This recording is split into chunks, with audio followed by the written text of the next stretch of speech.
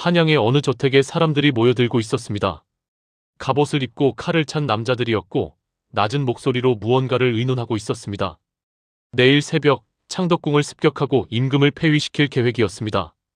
저택의 안채에는 한 여인이 조용히 서서 사랑채 쪽을 바라보고 있었습니다.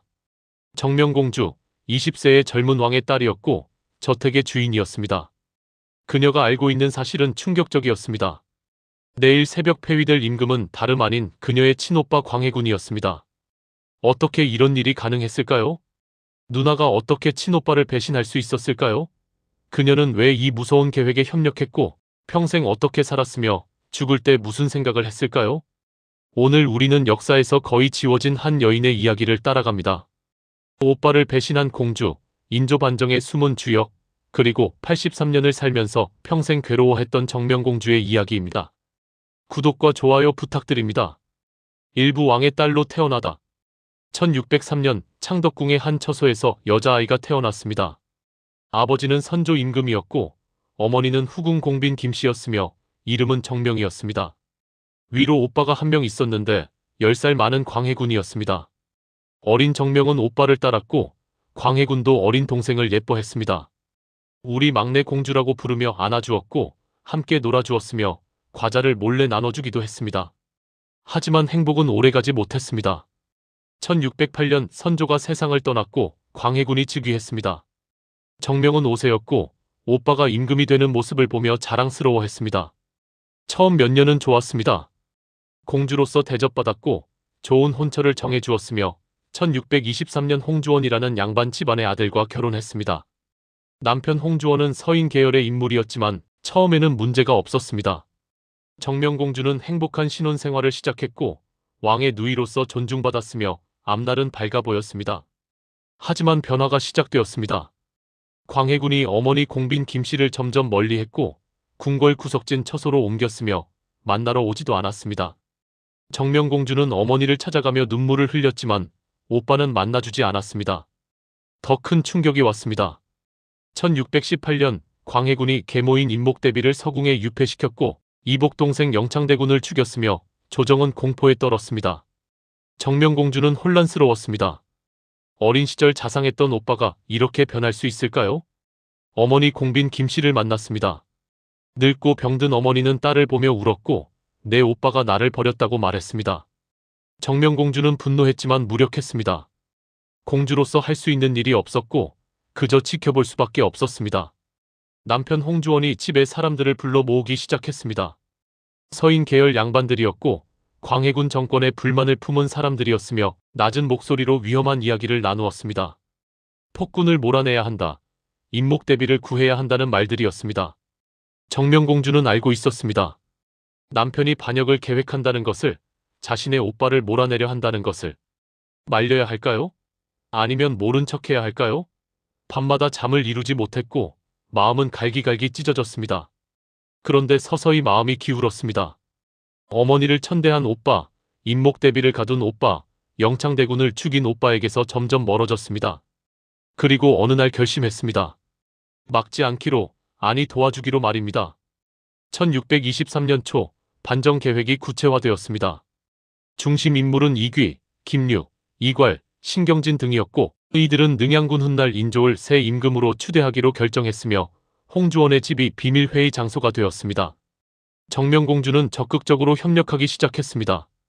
궁궐에 아는 사람이 많았고 내관과 궁녀들을 통해 정보를 수집했으며 광해군의 동선을 파악했습니다. 언제 어디에 계시는가, 경비는 몇 명인가, 비상시 어디로 피신하는가를 남편에게 알려주었습니다. 여자였기에 의심받지 않았습니다. 공주가 궁궐 소식을 묻는 것은 자연스러웠고 친정 오빠 안부를 묻는 것도 당연했으며 아무도 그녀를 의심하지 않았습니다. 정명공주는 완벽한 스파이였습니다.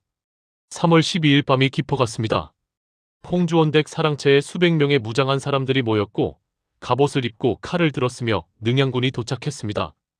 마지막 점검이 시작되었고 정명공주가 제공한 정보가 전달되었으며 창덕궁 후원 쪽 경비가 약하다. 광해군은 침전해 계신다. 새벽 3시가 적기다라는 정보였습니다. 반정군이 출발했습니다. 정명공주는 문틈으로 그들을 지켜봤고 남편도 갑옷을 입고 따라갔으며 혼자 남겨진 저택은 고요했습니다. 밤새 잠을 이루지 못했습니다. 창밖을 보며 기다렸고 소식을 기다렸으며 어떤 결과가 올지 두려웠습니다. 성공하면 오빠는 쫓겨날 것이고 실패하면 남편과 자신이 죽을 것이며 어느 쪽이든 비극이었습니다. 새벽 3시 반정군이 창덕궁으로 쳐들어갔습니다. 경비들은 저항했지만 무너졌고 광해군은 침전에서 깨어났으며 도망칠 시간도 없었습니다.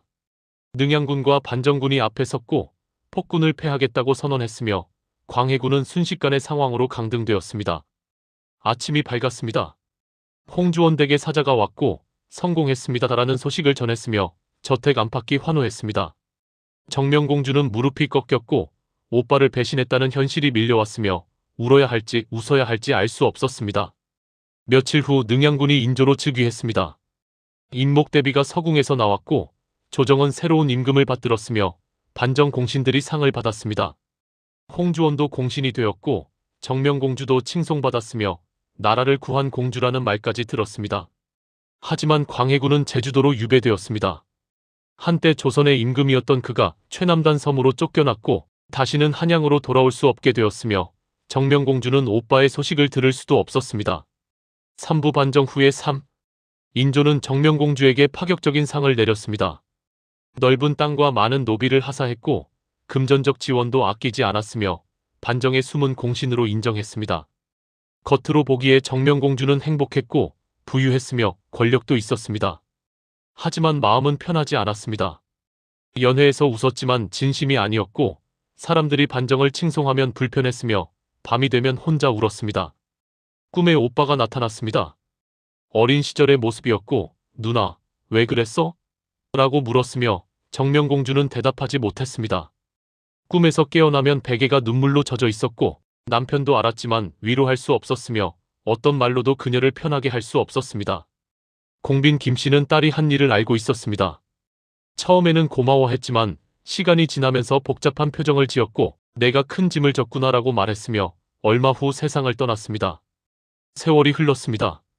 30대, 40대, 50대가 되었고 자식을 낳고 키웠으며 손자도 보았습니다. 겉으로는 평범한 양반 부인이었고 행복한 할머니였으며 아무 문제 없어 보였습니다. 1641년 소식이 들려왔습니다. 광해군이 제주도에서 세상을 떠났고 67세였으며 외롭게 죽었다고 합니다. 정명공주는 38세였고 오빠의 장례식에도 갈 수 없었으며 멀리서 절만 올렸습니다. 60대가 되자 건강이 나빠졌습니다. 불경을 베끼기 시작했고 사찰에 시주를 했으며 기도를 올렸습니다. 무엇을 위한 기도였을까요? 용서를 빌었을까요? 명복을 빌었을까요? 사부 83년 인생의 끝. 70대가 되자 더 이상 집 밖으로 나가지 않았습니다. 손자, 증손자들에게 둘러싸여 살았고 겉으로는 평화로워 보였지만 가끔 혼잣말을 했다고 합니다. 손자 중 하나가 물었습니다. 할머니, 인조반정 때 할머니가 도우셨다면서요?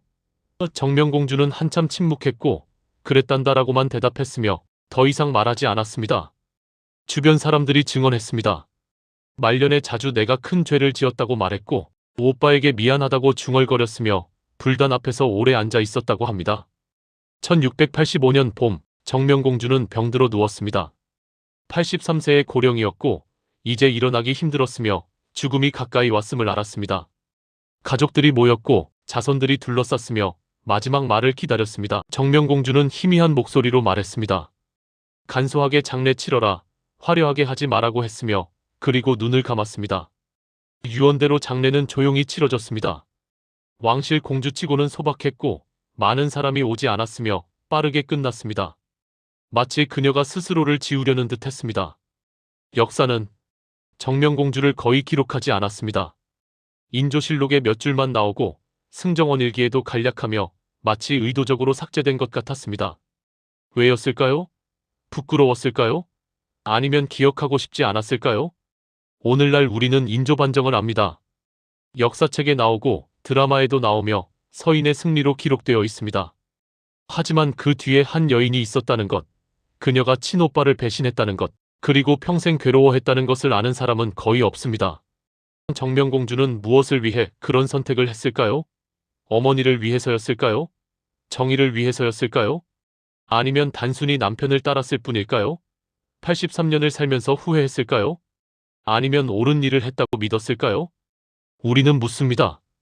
가족과 정의 사이에서, 사랑과 신념 사이에서 무엇을 선택해야 할까요? 정명공주의 선택은 옳았을까요? 틀렸을까요? 아니면 정답이 없는 질문일까요? 이것이 정명공주의 이야기입니다. 역사에서 지워진 여인, 오빠를 배신한 공주, 83년을 살며 괴로워한 한 인간. 그녀의 선택을 판단하는 것은 여러분의 몫입니다. 좋아요와 구독 부탁드립니다.